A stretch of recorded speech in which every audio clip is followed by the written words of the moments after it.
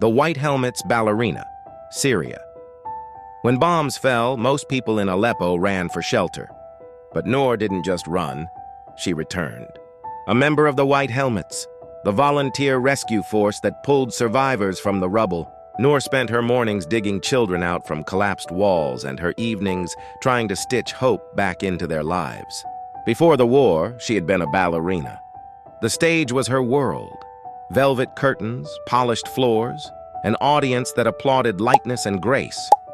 When the theater was reduced to rubble, Noor thought she had lost that world forever. But one evening, after carrying a boy out of a collapsed house, she saw him trembling, his body rigid with terror. Without thinking, she rose on her toes, stretched her arms, and spun slowly in a circle. The boy's tears faltered, his gaze fixed on her movement.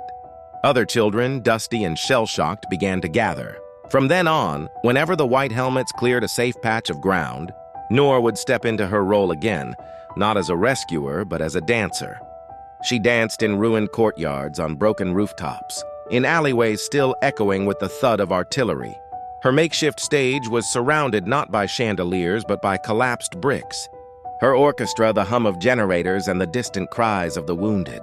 Yet when she twirled, the children saw something else, a glimpse of normal life, a reminder that beauty could still exist amid ruin. Parents began to bring their children to her impromptu performances. For a few minutes, the kids laughed, clapped, and even imitated her movements. Some began to call her al-Ballerina al-Malaika, the angel ballerina. The other White Helmets began to joke that Noor saved lives twice, once with her hands and once with her feet. Her story traveled beyond Syria, appearing in photos and fragments of video on social media, symbols of resilience in a place the world often saw only as rubble. For Noor, though, it was never about becoming a symbol. It was about keeping children from forgetting what joy looked like.